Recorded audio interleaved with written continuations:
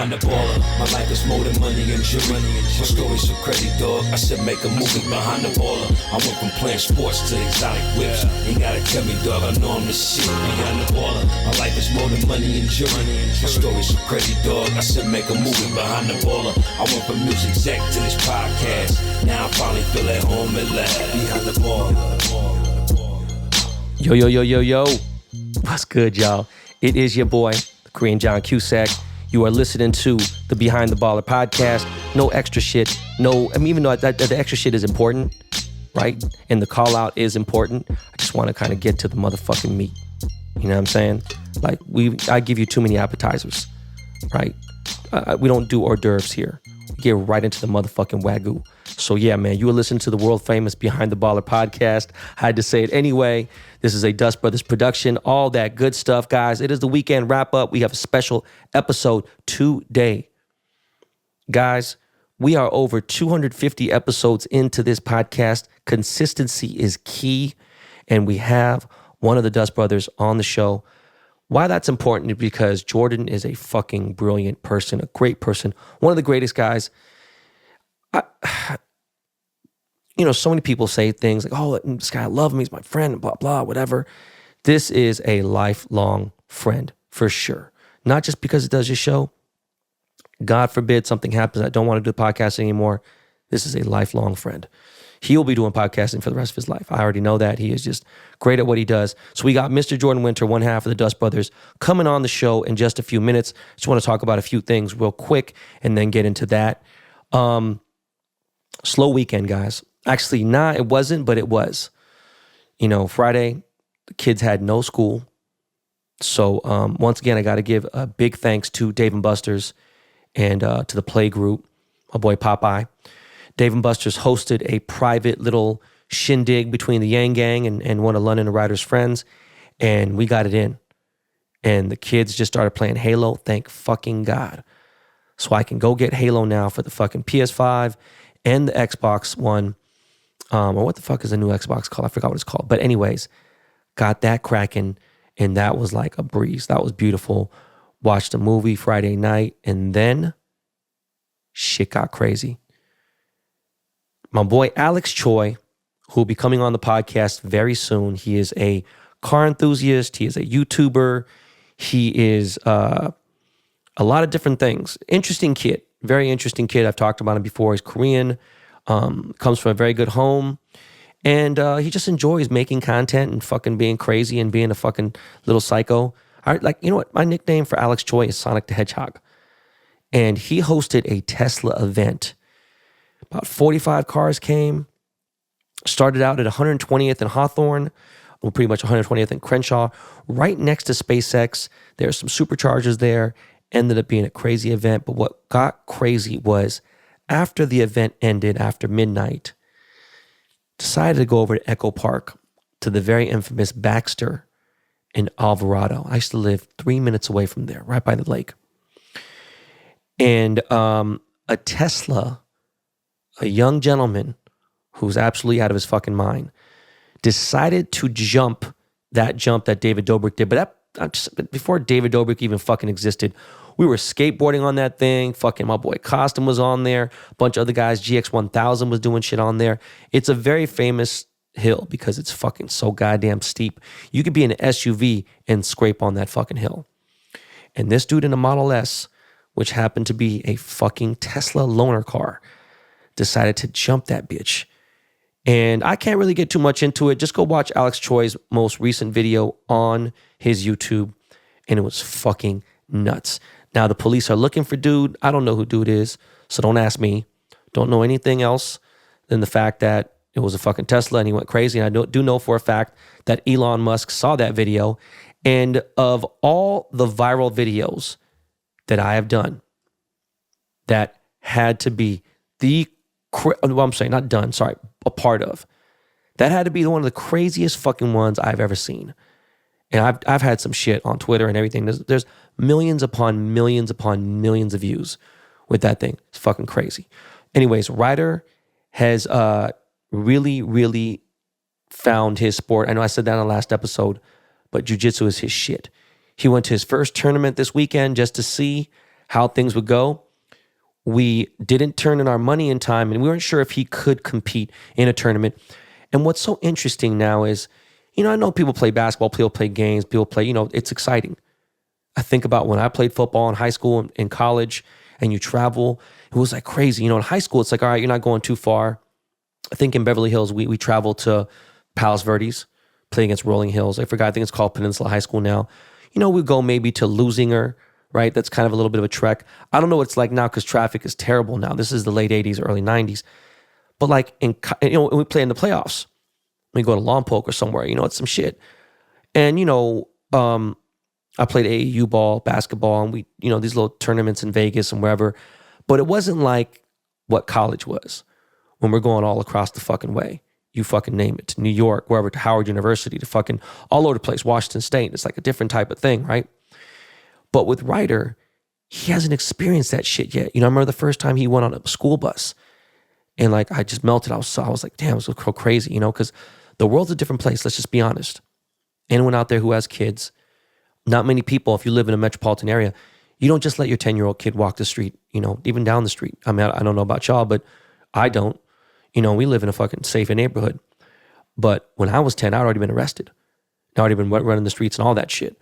So it's just a trip to see Ryder now about to enter this shit and go to tournaments in, different parts of the valley, to San Bernardino, to all the kind of places, wherever it is. And I'm excited for him. I want him to experience it. I want him to interact with different people, different kids. I wish London could. That's just not him. He's not ready for that. London's not very strong enough socially to interact with other kids yet. He's just getting to finally get into being a kid. It's a genius and everything. I just hope that Ryder doesn't use this now to beat London's ass, because London is like, always whooping on him. But Ryder now is stronger, and he's going to have technique with it, and it's just going to be interesting. I don't know. I really hate when they fucking fight, though. It's just crazy. But there's definite times where London has fucking been way the fuck out of pocket. I got a fucking nightmare, fucking stupid, dumbass lawsuit for some shit that's just the most backward ass shit in the world. This is fucking insane. And, the thing about me is, I thought about this. I could have legit been an attorney. Like, no bullshit. That, like, the talking, the pulling people's cards, just the research and all that stuff. I live for that. I'm not necessarily love to argue, but I love to prove people wrong. And I would never enter a lawsuit that I was going to lose. Even if I know I'd be like, oh, you're getting sued. Different story. I'm not taking no L's in no motherfucking lawsuit, right? I'll spend $1 million on a fucking $10,000 case. I don't give a fuck. I'm just not refuse to take that L. Not on my name.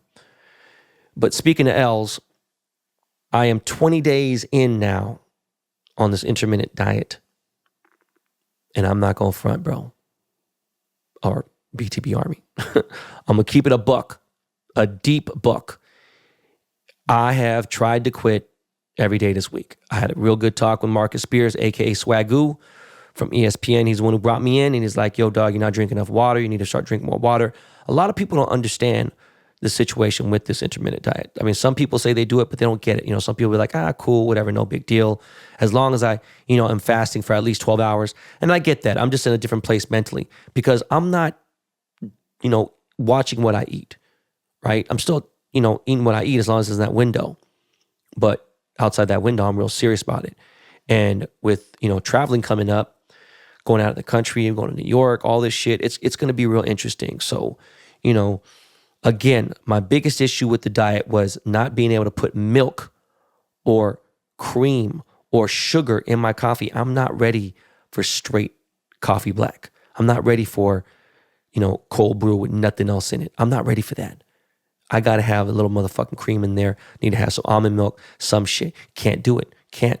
Not with a fast. So, drink green tea. You don't fucking know I've been drinking green motherfucking tea and trying to put stevia in that bitch and it just don't work. It don't hit the same. All right. But yeah, guys, I'm in it. I'm down, almost 10 pounds. And it's starting to show just a little bit. I think more so my bloated in the face. But I think when I get the next 10 down is where I'll start showing a little bit more. And then hopefully another 10 down from there is when it really, really shows. But anyways, guys, we're going to take a real quick break. We got Jordan Winter coming on the podcast, BTB. Very good interview, man. Definitely listen up. All right, be right back, y'all.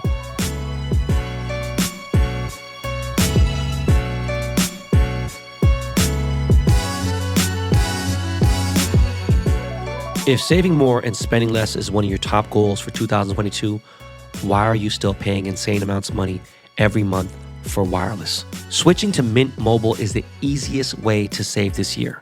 As the first company to sell premium wireless service online only, Mint Mobile lets you maximize your savings with plans starting at just $15 a month. All plans come with unlimited talk and text and high-speed data delivered on the nation's largest 5G network. You can use your own phone with any Mint Mobile plan and keep your same phone number along with all your existing contacts. With Mint Mobile, choose the amount of monthly data that's right for you and stop paying for data that you will never use. To get your new wireless plan for just $15 a month and get the plan shipped to your door for free, go to mintmobile.com/baller. That's mintmobile.com/baller. Cut your wireless bill to $15 a month at mint.com/baller. I just set my kids up on this Mint Mobile plan. How are you going to find your new favorite piece of outdoor gear? If you sign up for a Battle Box, it finds you. Battle Box is your go-to monthly subscription for hand-picked outdoor survival and everyday carry gear. Getting the best gear for yourself not only takes time, but can be incredibly expensive. That's why Battle Box brings you name brand, high-quality products every month at half the price of what they'd cost on their own. Just pick the box that works for you and get tested and vetted products you can trust that are selected by an expert team of outdoor professionals. From an Aquapod emergency water kit to an Atomic Bear survival bivy, delivered right to your doorstep each month. BattleBox has shipped over 1 million boxes since 2015 and been featured everywhere from the New York Times to Survivor's Edge. The K-Town Explorer, aka My RV, is packed with boxes and top brands like Topps, Kershaw, Spyderco, CRKT, Gerber, Bastion, and many more. Receive some of their top-tier products such as sleeping bags, backpacks, watches, and tents too. Sign up, receive, don't miss another Battle Box bonanza. And from now until March 31st, get a free mystery box worth $115 and more with any new subscription at trybattlebox.com/baller. That's a free mystery box worth over $115 right now at trybattlebox.com/baller. That's trybattlebox.com/baller. For those of you who listen to Behind the Baller podcast and obviously follow my social media, you know how I get down with Truebill. It's a perfect app for budgeting and tracking your bills. But also, Truebill is the app that helps you identify and stop paying for subscriptions you don't need, want, or you simply forgot about. On average, people save up to $720 a year using Truebill. Because companies make subscriptions hard to cancel, Truebill makes it incredibly simple to cut them loose. Just link your accounts and Truebill will cancel your unwanted subscriptions in one tap. And your Truebill concierge is there when you need them to cancel unwanted subscriptions so you don't have to. As I've told you before, I love Truebill. I use it every single day. With Truebill, you can put your savings on autopilot to save money without thinking about it. Truebill learns your habits and saves the right amount at the right time while helping you avoid overdraft fees. Truebill has over 2 million users, and you should be one too. Get an effortless breakdown of your finances to see where your money is going and how to improve. Truebill will notify you of important events that need your attention so you're never caught off guard again. Sign up at truebill.com/baller. Go right now to truebill.com/baller. It could save you thousands of dollars a year like it does for me. Go to truebill.com/baller. BTB Army, ladies and gentlemen, guys and girls, are you ready for this next guest? This man was born in Brooklyn. That's why he spreads so much love. It's the Brooklyn way. Grew up in Nassau County. Then got his socialite and artistic skills on in Manhattan, New York, but now resides in the City of Angels. 8-time podcast producer of the year. Somali Pirates call him the captain. One half of the Dust Brothers, 1/4 of the captain's picks. Mr. Bar Mitzvah, Mr. Meshuggah, the master of Marvel. My man, Jordan Winter, what's good, bro? What is going on, Ben? What is going on, BTB Army? So happy to be here. Thanks for having me. Shalom, shalom, you fucks. I wish it was Friday episode. I'd be telling Shabbat shalom. Anyways, bro, so what'd you do this weekend, man? Well, this weekend, first and foremost, saw The Batman. That was the most important thing that I did. It was penciled in to my calendar and had to make it happen. But of course, March Madness, a lot of NBA basketball going on, just manning the community at Captain Picks, just having a great weekend, beautiful weather, did a little bit of hiking in Calabasas, all that good stuff, feeling good and ready for a really great week ahead. So what do you think about this fucking church school, this Christian church school beating Kentucky? I'm just out of curious. Don't tell me. I didn't check the Discord this weekend. Don't tell me you guys had that upset. I'll fucking smash something right now. Actually, we did have St. Peter's with the points, not on the money line, but we did have St. What was the spread, like 70? We bought up to 9.5. Damn, that's it? Yeah. Yo, bro, let me tell you something. For a fucking 30 seed, or what the fuck were they? A 28 seed? Like, they were a 15 seed. For a 15 seed, bro, to have only fucking, 6 points then? What'd you buy? Yeah, I think we bought 2 to get it up to 9.5. Okay, so to be a 7-point favorite against Kentucky, dog? And I was reading something about it because I seen someone post something, but I saw the coach super nonchalant, like, what are you gonna do is basketball, you know what I mean? I think he was McDonald's All-American, right, the coach? He is my favorite coach. I mean, St. Peter's, we're talking about, I think it's a university that only has 2,000 students. Bro, fuck all that. Didn't he play in the McDonald's American game and also play in college? I think you're right about that. Dude, I mean, he has some crazy resume. I was fucking talking to Taylor Rooks, and she posted him, and it was fucking crazy, bro. He also said that the team is filled with New York and New Jersey ballers, and they don't back down.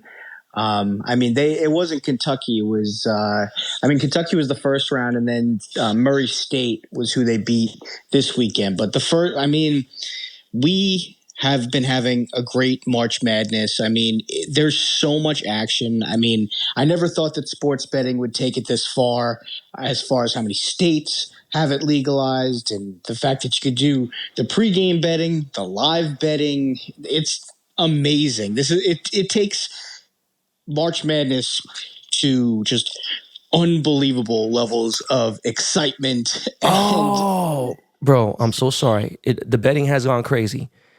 I like the way he answered the interview nonchalantly. And tell you the truth, the Murray State game, I think the Kentucky was a bigger upset to me. But I mean, getting this far to get into the Sweet 16, bro, this fool was a starting point guard for fucking Seton Hall, bro. So this dude played ball, you know what I'm saying? But it's like, come on, dog, New Jersey City, bro. Like, come on, like this is dude, they ain't got no budget, bro. These motherfuckers ain't got no kind of real money behind the school. They got no kind of real money in the locker room. You know, have you ever seen what fucking Kentucky, Duke? You seen what these guys' gyms look like? It's nicer than the fucking than most of the NBA's gyms. You know what I'm saying?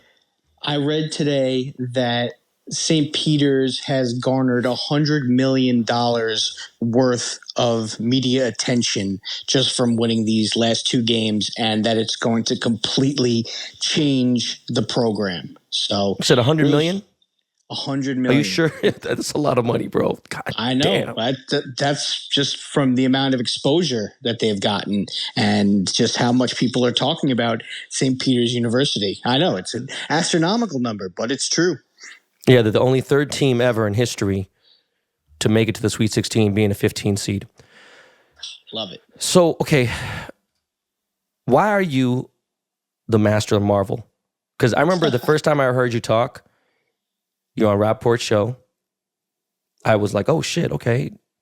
One of the Dust Brothers is on the show.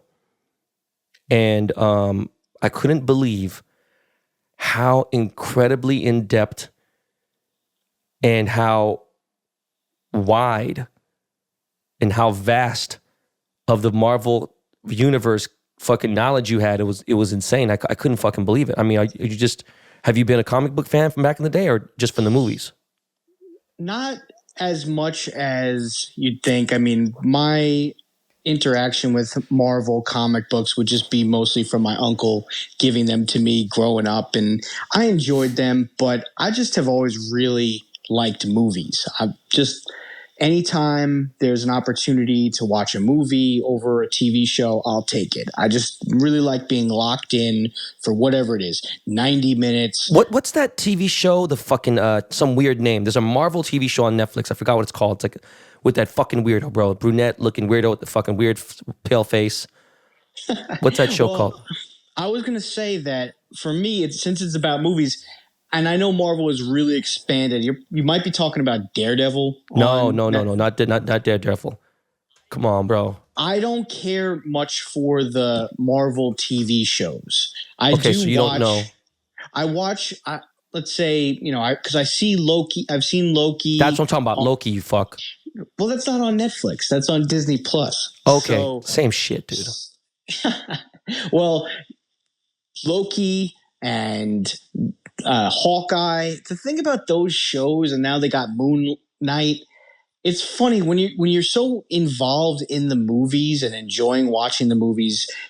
The TV shows, they almost try to not infiltrate the world of the movies, if that makes sense. I mean, even when they had an opportunity to, they just try to not affect it. It's almost like church and state. They've got almost new characters and the storylines just so that the movies, when it happens, they don't really expect the common viewer to have seen the TV shows. And yeah, there's, winks here and there saying, oh, you remember this character? Like there was in the new Spider-Man movie, they have the Daredevil lawyer. He's in it for like a minute or two. And those type of things are there's so many interactions, right? Like there's fucking this guy from this and then another guy from, you know what I'm saying? Like you got the guy who has like a 5-second scene in fucking Avengers, then all of a sudden he ends up being this and he gets his own show. Like this is fucking crazy, right? And they do that, I mean, just to keep building out the universe as much as humanly possible. But they really do keep them separate. Like these are the Marvel movies, these are the Marvel TV shows, and they're good. They're really well done. They had also WandaVision, which was kind of like the first one that was Disney Plus, which was like the spin-off of the Scarlet Witch and her whole interaction with Vision, who is the one who was made in the Age of Ultron. He's the guy with the red face and the gem in the middle of his head. I hate that guy, dude. I just don't like looking at him. It just makes me angry. Super powerful.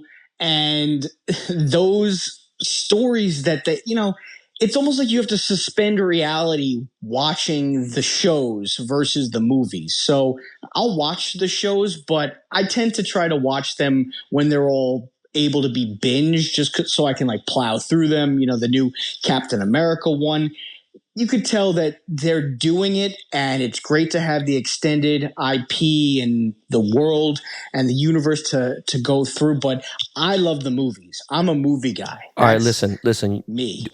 You ever heard of a show called The Defenders? I haven't.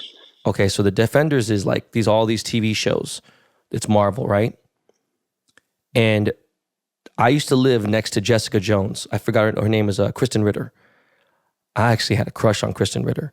And the fucked up part about it is I just started dating Nicolette at the time. She's like, I'm so sick of hearing about this stupid ass, whatever. And you know, Nick doesn't really care too much, but I forgot what the movie was called. I think She's Out of Your League or one of that, but she plays the star's best friend. And I love this girl. I was like, wow, this girl's amazing. She's like 6 feet tall, by the way.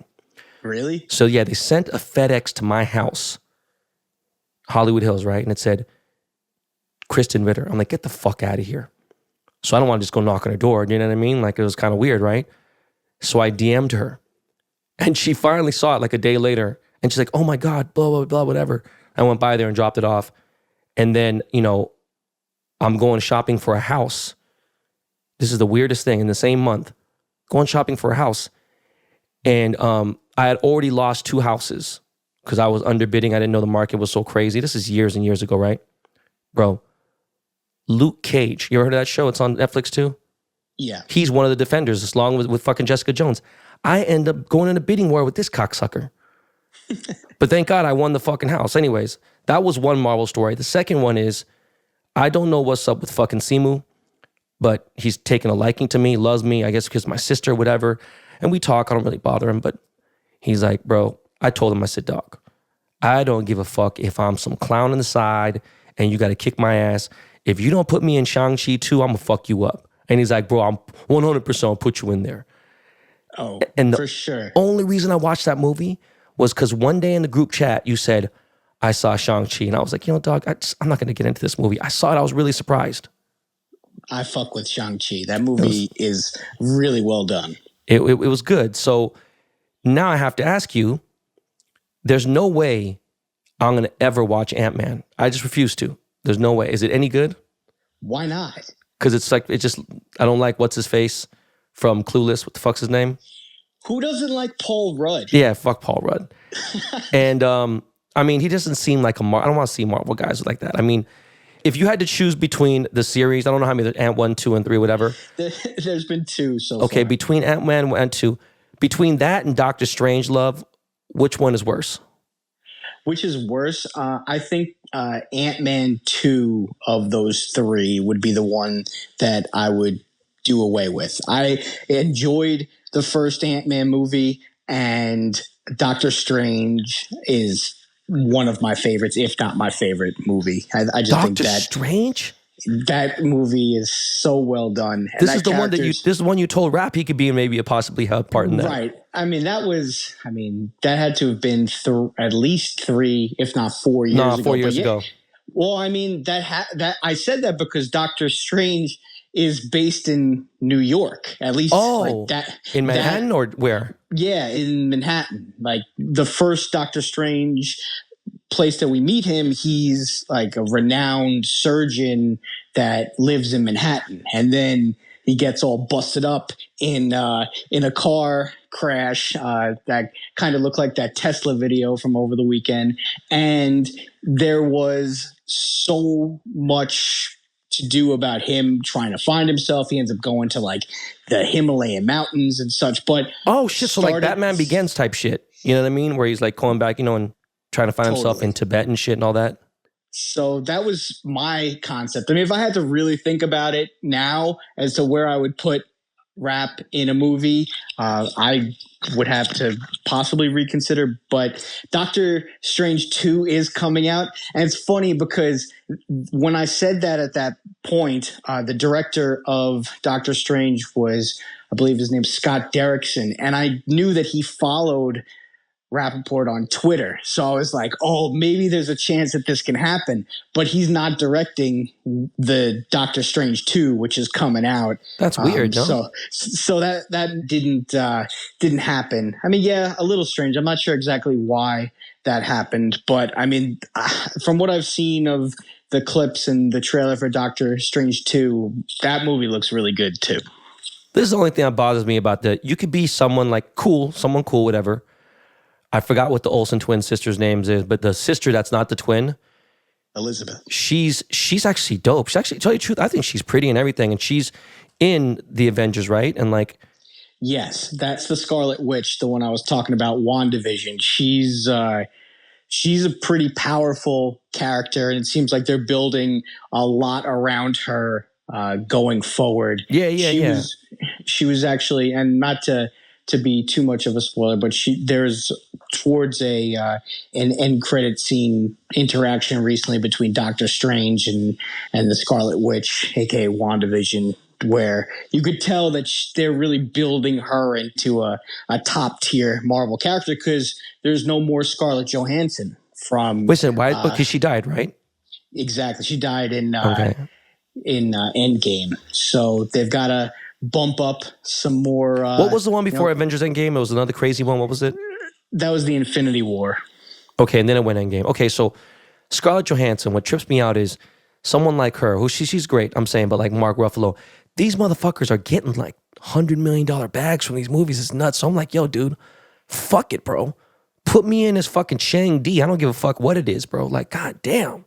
Oh, it is such a cash cow. But they're actually now going to be putting in new characters, and there'll be new actors, because a lot of them, either they're being killed off or they kind of like die off. Like Chris Evans and Captain America, you won't see him anymore unless it's a flashback in whatever new projects. And because he's dead. Because in the at the end of Endgame, he goes back in time, and then he like comes back as an old man because he went to go live with the love of his life, who we missed out on, because that was the first time that we saw Captain America. He kind of crashes his plane from the first Captain America movie into the Arctic, and that's how he gets frozen and ends up living in today's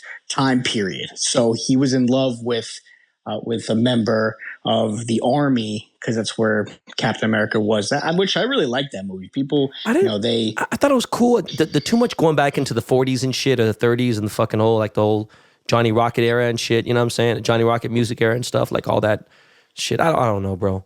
And I like that the stuff. fact that, dog, come on, man, I knew Chris Evans. I remember posting pictures of me and him from before he was even fucking like really famous at all. And who don't you know? So that's pretty cool. I don't know. How about this? I forgot I took the picture. It's just a weird thing. And on top of that, it was fucking Brandon T. Jackson was in the picture. I was like, what the fuck? This was before Tropic Thunder. And then I realized Brandon T. Jackson follows me. Anyways. I love Tropic Thunder. Great movie. Okay, so the difference between, I mean, I know there's a beef. There's always the fucking Xbox, PS4. There's, this, that, fucking whatever. Is there a big difference between DC and Marvel? The characters is the biggest difference, but I think what you mean is like the quality of the movies. That's what I'm talking about, like the fan base, everything. Like, what do you think? I mean, I think that for my money, I enjoy the library of Marvel movies more than DC. But if you compare the two libraries, DC's got some bangers. And I mean, of course, the Dark Knight trilogy, the Batman Begins, Dark Knight Rises, those are all DC comic movies, even though obviously those are just like, Christopher Nolan, go do whatever you want to do type of things. But technically those are DC comic movies, so that they count. But that was the only one though. Well, what people are referring to is like the new Superman movies, where it's like, Superman Returns, where he's going up against Lex Luthor, and then it's Batman versus Superman, and then the Justice League and the Snyder Cut. Like, there's definitely Fuck that Snyder Cut bullshit. Fucking cocksucker. Fucking bitch shit, dude. You didn't like Snyder Cut? I mean, granted, it's like 4.5 hours, Dog. but I mean, I liked it. I mean, I've only seen it once, and you're right, it is a lot. But you could tell there's a lot more thought and just like the timeline for Marvel movies. Am I crazy? Hold on, Spider-Man is Marvel, right? Spider-Man's Marvel. But how come he's never been mentioned at all in fucking Black Panther, in fucking Avengers, none of that shit? That's crazy. Because Spider-Man, like the Tobey Maguire Spider-Mans and the Andrew Garfield Spider-Mans, that's when the studio making it was Sony. So all of those movies were Sony Pictures. And it wasn't until I think it was the Avengers Civil War movie that a deal was struck between Sony and Marvel, where they basically you're right. Tom Holland came out. Tom Holland came out and then fucking fuck him. I like Tom Holland. I like him too. He's cool. I met him before. He's a cool kid. Wonder Woman 84 was just, I want it to be good. It was just fucking bullshit. The first Wonder Woman was great. Yeah. And that Israeli chick, that fucking Gal, oh my God, Jesus Christ. You got to see her in person. I wanted to kill Sung Kang, but I was like, God damn, bro, you got to make out with this chick like in Fast and the Furious? 1984, that movie went off the rails real quick.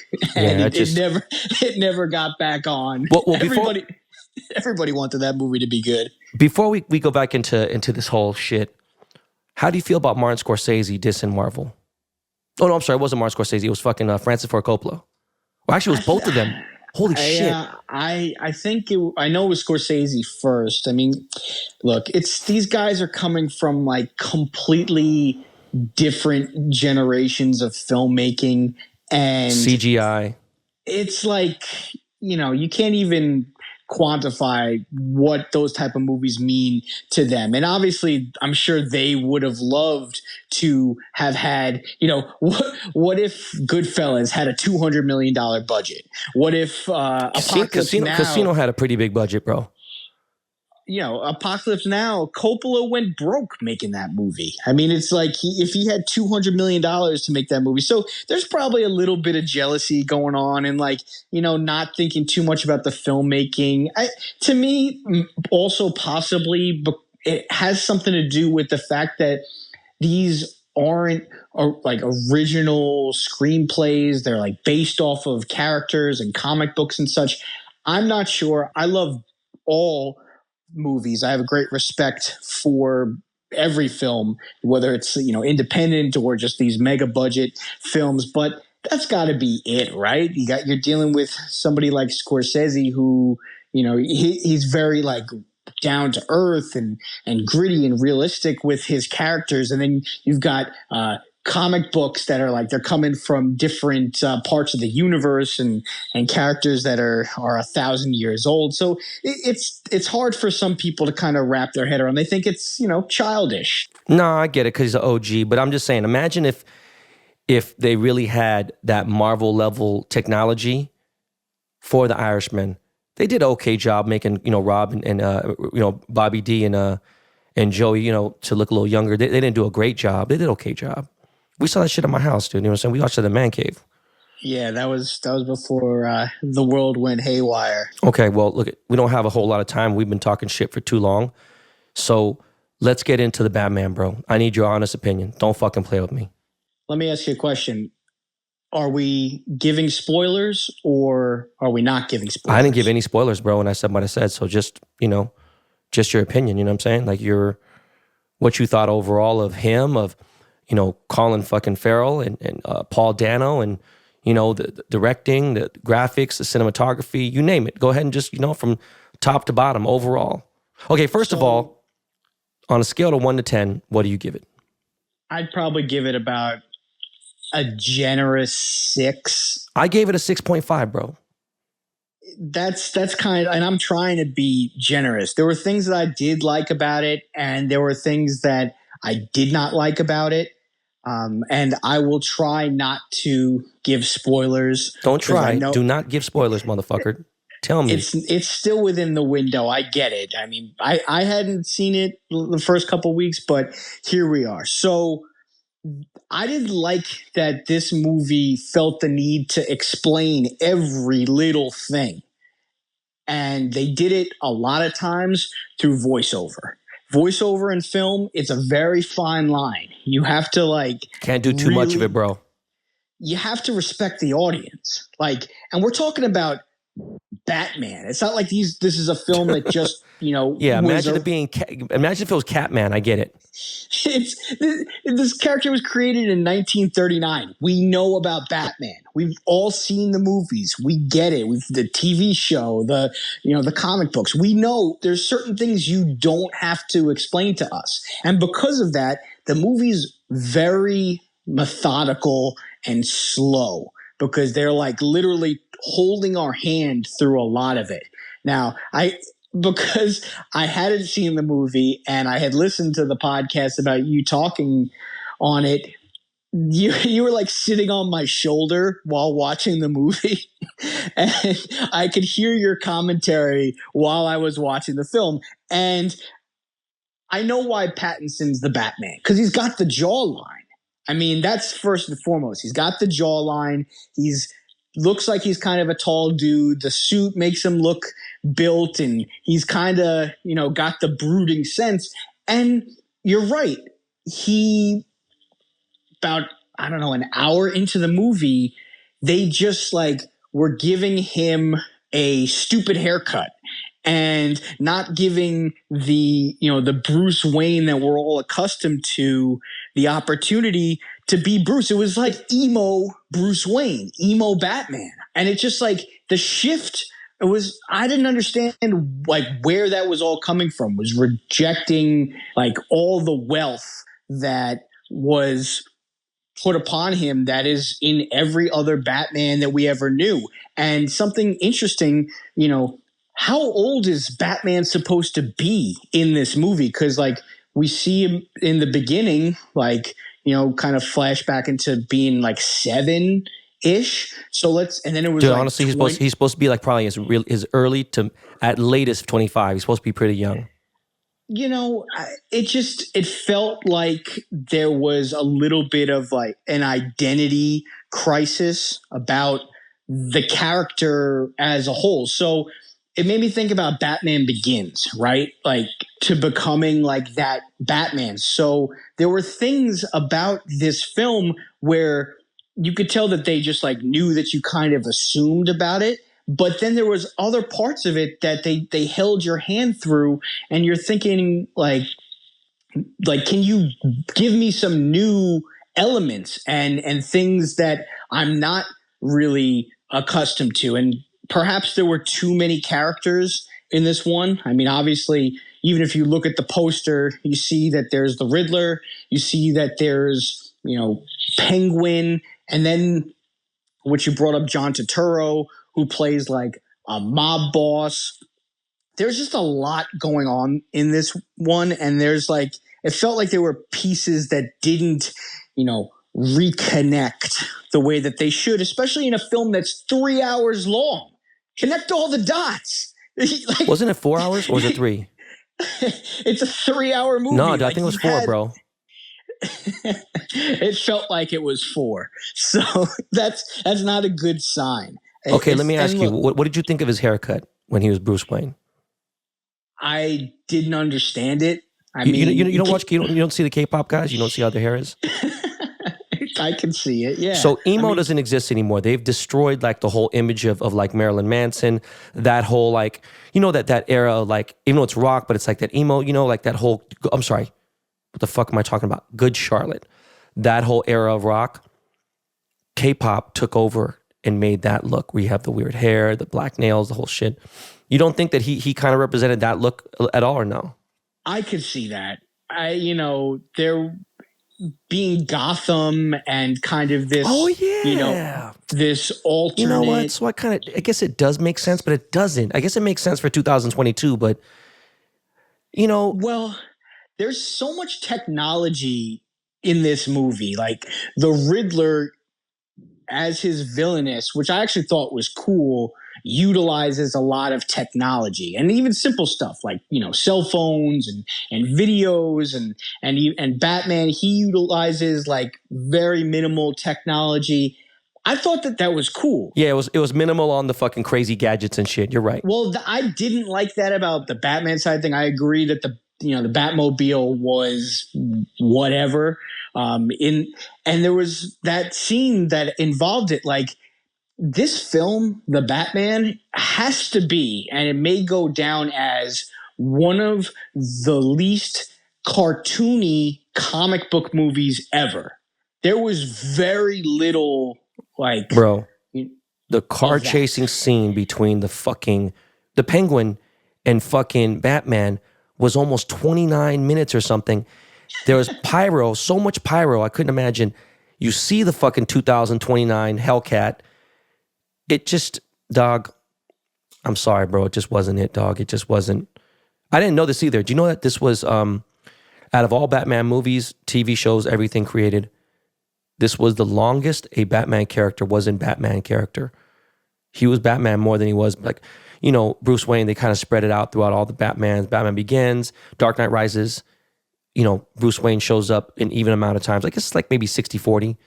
And in this movie, it was like 85-15. Oh, yeah. He was Batman a lot in this movie.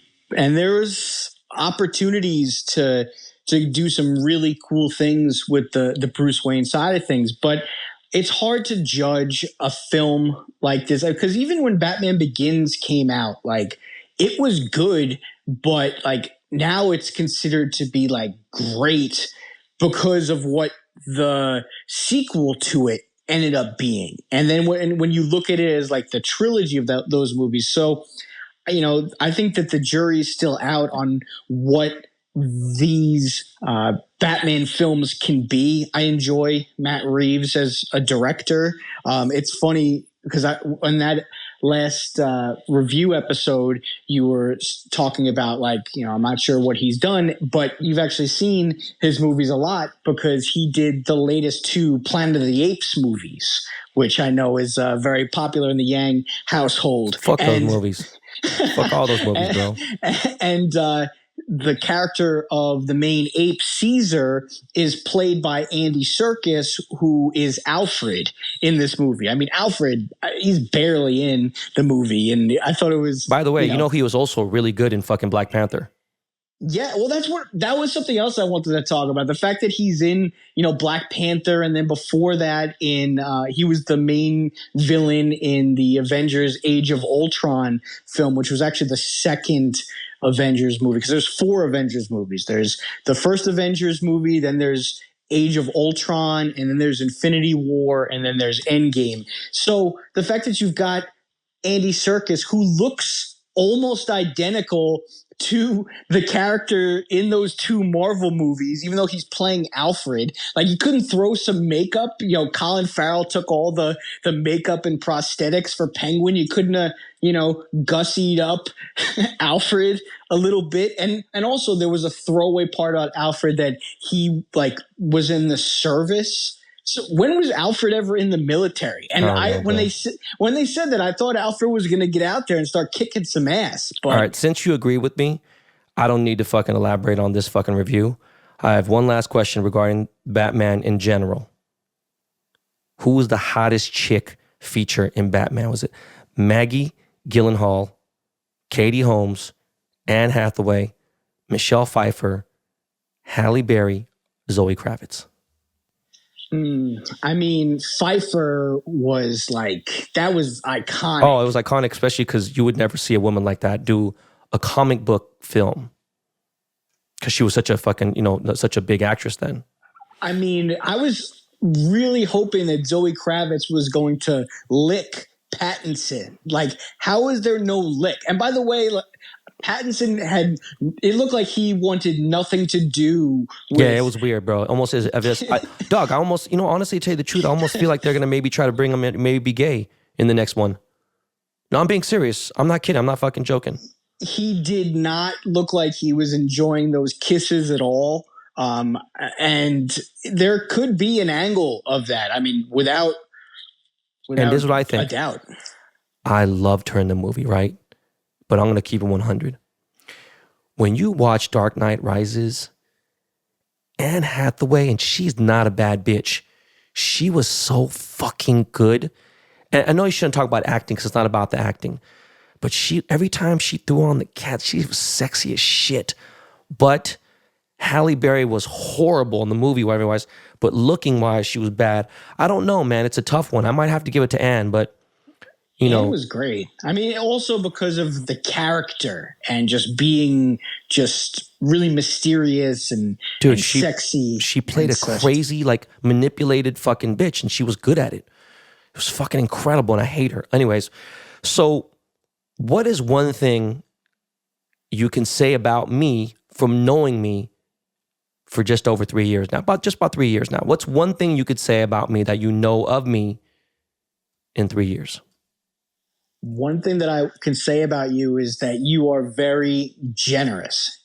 Generous with your time, generous with your knowledge, generous with your accolades and the way that you speak about people, the way that you speak about myself and Miles. Obviously generous with the experiences that you've brought us into and gifted us. It's generosity first and foremost. And also that you're just such a down-to-earth person. You just have both your feet not only just firmly entrenched on the ground, but you got your shoulders back and you're just like, I'm going to take on whatever it is that's coming. And you document it on this podcast and you keep it real. So, generosity, just keeping it real and being open. Those are the things I know about you. Do you think I have an easy life? I think that your life is complex. I think you make it look easy, even though I think there are two, sides of everything. I mean, it seems that you thrive. Anybody can just take their time doing a Rubik's Cube and be happy with the results. You want to, ace the Rubik's Cube, throw the blindfold on, be put underneath water like Houdini. Yeah, and no, I get it. I just, what I meant was, if I wasn't a father, if I was a husband, my life would be a lot different, just a husband. If I wasn't a dad of 3, man, even if I was just a dad of 1, it's just such a different thing. When you have 3 totally different relationships with 3 kids, it's just crazy. And then I mix that in, and me and you go see fucking, Cedric the Entertainer, D.L. Hewley, and George Lopez perform, and just weird shit, And I have a question for you. Yeah. If you could clone yourself, and if that was a possibility and no one knew about it, would you have another Ben Baller running around there? I mean, would have to come back and, put it in the garage. Would you have multiple, or do you like that there's just one of you? Because it seems like... Oh, bro, you know what? Honestly, I've never been asked that question before. I would have one that'd be in Asia right now, and I'd have one that here taking care of the house. That'd be kind of crazy. If I can kind of see what's going on at any given moment, just kind of like a Nest camera, be like, hey, what's going on with the Ben Baller in LA? All right, let me see. You have a really unique gift of seeming like you have multiple versions of yourself, because you not only have aced fatherhood, but I mean, just the business sense, you're everywhere all the time. And you not to unveil any of the tricks of the trade, but like, you do an excellent job of keeping up appearances and also keeping your anonymity when you want it. It's awesome. I mean, I try, bro. So my next thing is there anything that you've learned from me in the last 3 years? Of course. I mean, I feel like I am just front row to just the greatest expansion of one man and his brand, and that being, the Ben Baller brand, and seeing it just explode in real time, and how to manage that first and foremost. That's something that I've learned, just being able to watch and study just how you move, and you do it And you keep it very real on the podcast about what you have going on in your day to day. And 2 is perfect for you because, you get the experience of the beginning of the week, from the weekend, and then towards the end of the week. So there's a lot that people can take in. But honestly, financially, just being able to listen to your advice about things like money management and credit and investment opportunities, and looking at things from a 360 rather than just kind of being stuck in what you're comfortable with. I feel as though that, your influence from meeting you and being a part of the podcast, and obviously our personal relationship, there's a lot of you that I hope has rubbed off on me and will continue to do so. Well, it's funny, what I've observed from you is when you guys first messaged me about doing the podcast, which is, man, bro, I'm telling you right now, it was never even a thought. It was, but it wasn't, if you know what I'm saying. And then I sat and looked at the mic for months. I was surprised I even bought the equipment. I was kind of like, in fact, that was actually a really good thing for you guys to be like, no, it's a write-off, blah, blah, whatever, we make it back. And for me to do that, I was like, all right, let me get serious. And then I stared at it. Then trying to do a couple intros, trying to figure things out. And I was like, all right, dog, okay, it's time. From that moment to seeing what you guys have done and expanding Dust Brothers, expanding your podcast right now, and then also wanting more for your life, getting married, right? Miles is married. You guys wanting to start families and things like that. I see all your minds moving a different way, right? I hear the gears switching inside there. I'm like, okay, Jordan's in 3rd, 4th gear now. You know what I mean? And some people I don't know, just from your happy-go-lucky personality, I feel like, okay, cool. But then I'm like, nah, dog, this dude wants more in life. He wants, but at the same time, you're not like pressing anybody. And, you do your shit. You invest in your crypto, you invest in, baseball cards, you invest in a bunch of things. You have time to play ball and everything. What is the goal for DBP? Let's just say 5-10 years from now.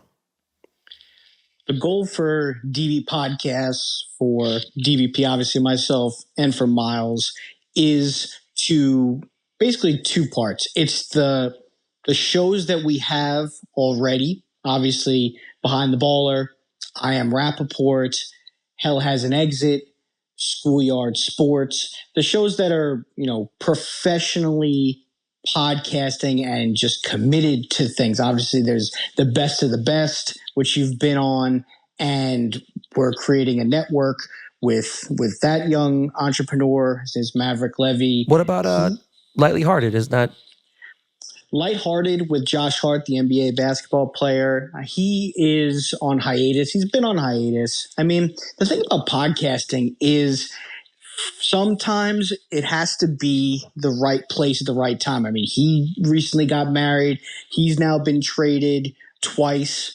And so he's focusing on his professional career, and he's killing it right now in Portland. So, I would definitely see Lighthearted podcast coming back, but you can't rush it. You can't force. And that show, with Behind the Baller and I Am Rapport, those 3 shows, these are the ones that kind of put us on the map. And for us, professionally podcasting and growing our network and creating shows that are unique and different. In 5 years, I would love to be the hottest podcast producing development company from everything. So the next like Wondery, right? The next Podcast One, but DBP. In that universe, but the things that we know and love. Obviously, sports is a big part of it. Business is a big part of it. It's comedy, entrepreneurialism. These are things that are near and dear to our hearts. And we get approached a lot by people, by brands, by companies to produce shows. And if we're not fully invested in the success of the host or the vision of where it can go, we don't take the job. And we thank everyone who comes to us. And if you are interested in talking podcasting with us, and it doesn't matter if you're a personality, or if you're, someone who has an idea, just contact us at dbpodcast.com. Everyone should have a podcast. It's What is there a general mail where they can reach you? Where's the general email? Yeah, and they should contact Ben at dbpodcast.com. Not you, our head of business development. He's the one who vets all the podcasts and puts us in an opportunity to succeed. I mean, we've had incredible conversations and opportunities, but like you were talking about before, it's one thing to talk about doing a podcast.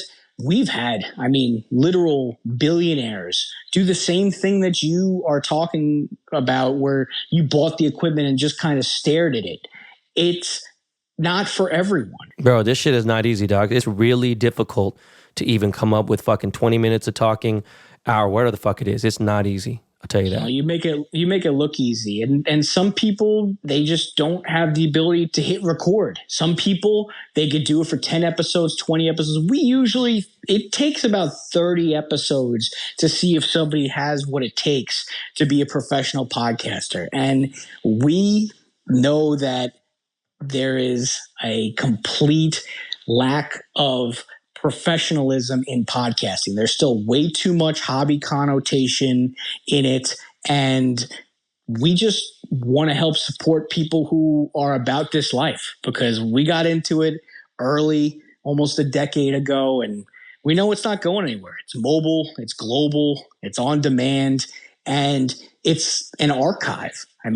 Think about all the things that have happened over the last almost 3 years of Behind the Baller that now you can look back on. Imagine your kids being able to listen to Behind the Baller and experiencing everything that's happened in real time. That's just one aspect of it. No, it's crazy. Does Rap's kids, because the youngest is 18? Oldest is 20? Yeah. Do they listen to Rapport? I wonder. They were there when it all first started. I think they being in college now. Who knows what college kids are up to? But I would say, yeah, I'm sure. We've made 905 episodes of I Am Rappaport. I would imagine that they have, and if they haven't, they should, because that show is the best and most hilarious weekly podcast for my money out there currently. He's a monster. There's certain people who we think are like one of ones in podcasting, and Michael Rappaport and Ben Baller are certainly one of ones, and we're very fortunate to be partnered with you guys on this journey, because the podcasts are awesome. Fucking hilarious, bro. Well, listen, man, we got more to come and more Marvel to talk about when Doctor Strange Part 2 comes out, and now that we're back in theaters and everything else, man, look, again, if you guys you're interested in getting a podcast started, you want some consultation, you have a podcast, you want something else, I don't know, man, hit up Jordan, hit up Miles. You already know we got everything. And, Lakey's my personal original music guy. We have music, we have everything.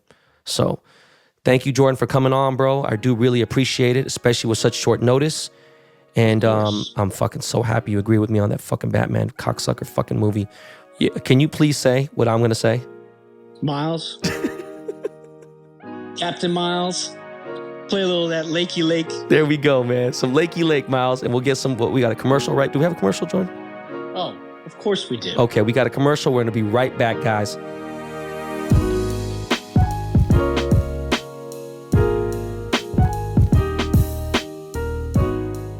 What's up, guys?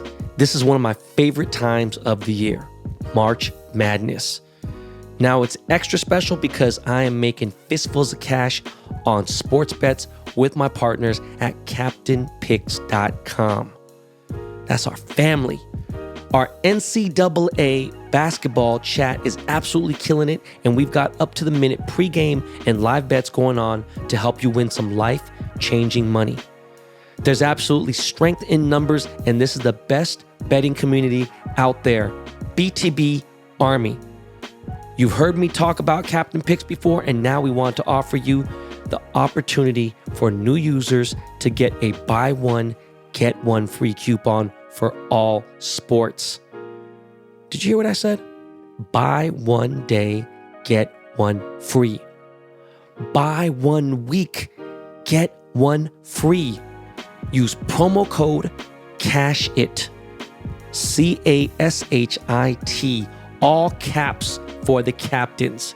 If you're ready to step into the big leagues, you can also sign up for an annual plan that's billed monthly to get picks every day by our experts in NBA, MLB, NCAA, NFL, NHL, golf, soccer, tennis, rugby, UFC, prop bets, parlays, and more. Go to captainpicks.com. Use promo code CASHIT. It's one word, cash it, where winning season is always in season. CaptainPicks.com.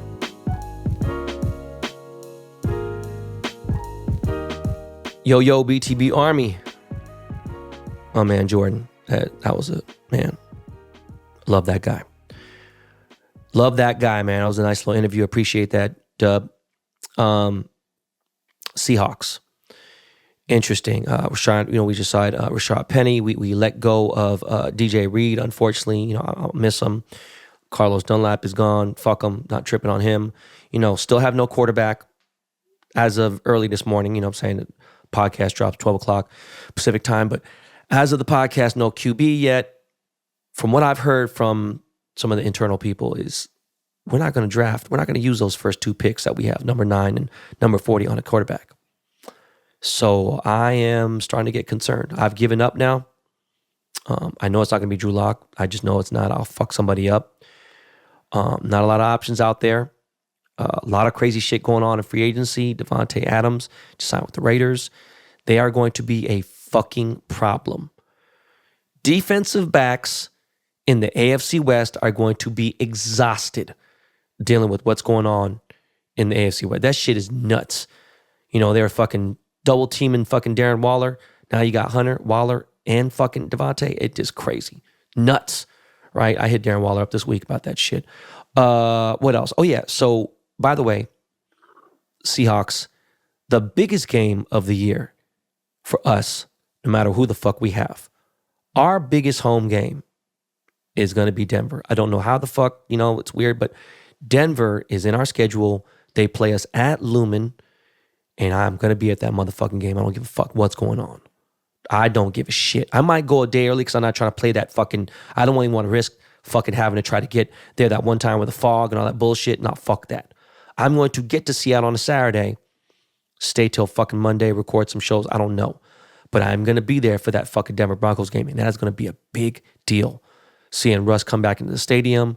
We will see if he gets booed or not. I don't know. But I want my boy Q, actually Nino, Quandre Diggs, I want him to motherfucking pick Russ off. That is for goddamn sure. But I'm not done with Seahawk news, guys. The Seattle Seahawks messaged me. Yes. The Korean John Cusack. The Korean Roy McAvoy. They messaged O'Day Sue and said they are doing an NFL combine simulation. Okay?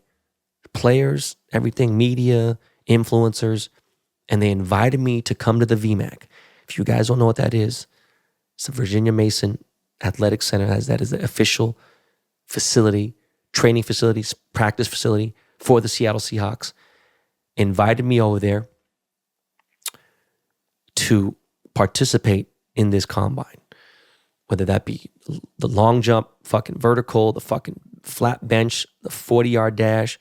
Motherfuckers asked me to do a 40-yard dash against Trey Brown. Like, look, back in my day, I want to say from 1989 to 1994, no cap. What is it, 52 people that suit up? I got 26 of them, guaranteed. I got 26 of them motherfuckers. That's no cap, okay? I ran a 4.47 40 in college. High school, I ran a 4.5, 4.52, 4.55, sophomore year, whatever. I'm definitely smoking fucking, Posick and fucking Puna and all them. But now, shit. Them O-line dudes definitely got me at this point. I would have fucking tore ACL. I would have fucking, pulled a hammy, all this shit. But it's funny because all the dudes that I know that play for the Seahawks are like, yo, you got to go. You got to motherfucking go. The only problem is it's tomorrow. And I fly to New York City on Wednesday. So just to do all that, my wife was like, you should go. And I'm like, man, I don't know about that. It's fucking crazy. You know what I'm saying? Like I thought about it. I was like, I don't know about that one. I don't know, man. I thought about it and I'm like, you know what? That's going to be forever. It'd be the memes would go crazy. It'd just be absolutely fucking, the jokes would be too strong. And so I'm good. Nah, fuck that. I am straight up. I'm good. I'm straight. So I appreciate it. I do got to tell the Seahawks that I can't make it. Fucking sucks. It'd have been amazing content. It'd have been really cool to be at the VMAC. I miss Seattle. I've been thinking about it a lot, thinking about my cousin a lot, and just thinking about it. Just, I'm still up in the air, trying to get out there for Tyler the Creator's last show of his tour. But I literally leave town for a week the day after. So it would just be, again, it's just pushing it so fucking close. So I got to figure out how the fuck to make some shit happen right after April Fool's. But then again, my wife's birthday is on the 2nd. It's just a lot of shit going on. I will figure it out before we leave. By the way, thank you to everyone who's assisted me with the passport situation. I appreciate it like a motherfucker. We are getting Ryder's passport rushed. It is a fucking nightmare situation. Now, that shit ain't like the dude told me straight up. They're like, look, there are no appointments. There's nothing you could do.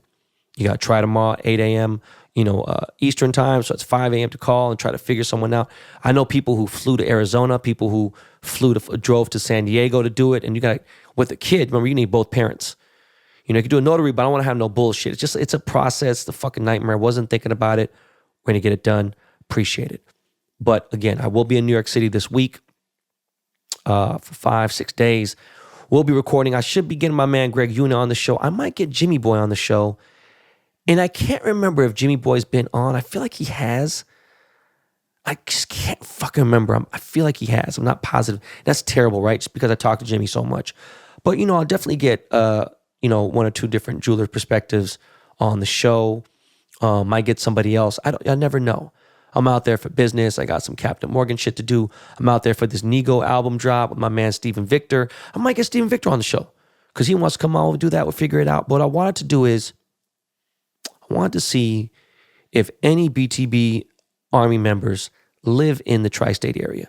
And if you are in New York City and you want to fuck around and meet the fucking Korean John Cusack and y'all want to chill and you ain't on some weird shit and you motherfuckers got jobs and you ain't going to ask me for no money and you got your own shit going on, let's figure out some place where we can link up, maybe have a fucking slice of pizza. I don't fucking know. But definitely it's going to have to be between 1 and 7 p.m. because I can't eat outside that window. So if it's after that, then fuck, we have some water and that's going to be boring. So any BTB Army members that live in New York City, hit me up, see what's good. And yeah. Now, as far as entertainment this week, the basic shit. I watched my Law and Order, all my other shit. There's no Pam and Tommy this week and everything else. Force was all right. Another filler one. And I'm like, look, okay, we got episode 8, 9, and 10, I guess, with 3 more episodes. And I'm like, yo, what the fuck, man? It was cool. It was informative. It was good. I liked the show. Highlight of this episode was my man, Freddie Gibbs, friend of the podcast, friend of mine. Freddie Gibbs made an appearance on this show. And let me tell you something. He's also on another show on Peacock. And he is fucking killing it right now. Now, mind you, Freddie Gibbs is a 45, 46, 47. He's not a young dude. And he's surged back into hip hop. He's really rapping. He really represents that shit. He's really funny as fuck. He's got his Instagram page banned I don't know how many times. This motherfucker is crazy, funny as fuck. I had to hit him up. I really do support my dude.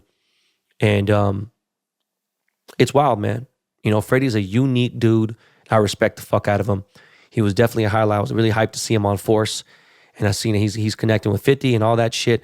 So, I'm just looking forward to seeing episode 8 in New York City. And I hope it's a fucking good one. I want to watch that motherfucker in real time out there. Actually, it's a fucking Chicago show though, but you get the deal. Another movie I've passed over like 6 times. Like, I'm not trying to watch this. Because it's like only once every 2 months do I see something really good on Netflix. But like, really, it's like every 3 or 4 months I really get something where I talk about it. Right? Where Don't Fuck With Cats was so fucking insane. Like, it's hard to get a good show, There is a series now called Bad Vegan. It's a documentary. I'm not going to say anything else. I just want to say that the manipulation that went on in this fucking show, in this documentary, fucked me up. I thought Tinder Swindler was on some shit. Watch this motherfucking Bad Vegan. Shit was fucking insane, straight up. But that is it for the show. I kept it short on the intro and outro because we had my man Jordan Dunn, on here, and I got some legal proceedings shit to do. But I will have an interview this Thursday. I got to figure out which one I'm going to put out of the queue, and I appreciate you guys. Real talk. I really, really do appreciate you guys. But I've been having a weird, what Ryder said to me yesterday? He said to me, he goes, Daddy, I have a hard time believing that my life is real. And I was like, what the fuck? It's a 7-year-old kid saying that. It was just like, I don't know. It's like life feels like a dream. And then he sang that song, that old 50s song, life could be a dream. Dun, dun, dun, dun, dun, dun, dun, up and above, all that shit. It just was weird for Ryder to say that. And I was like, what do you mean? He said, I don't know. Life is good. It just, he's happy. And Ryder's a little thick boy. Remember that. Ryder is 75 pounds, 7 years old. He's a big, thick, pogey boy. But yeah, I really do appreciate you guys. I've been just soaking in, working, just back on fatherhood and my marriage, and the business part is coming.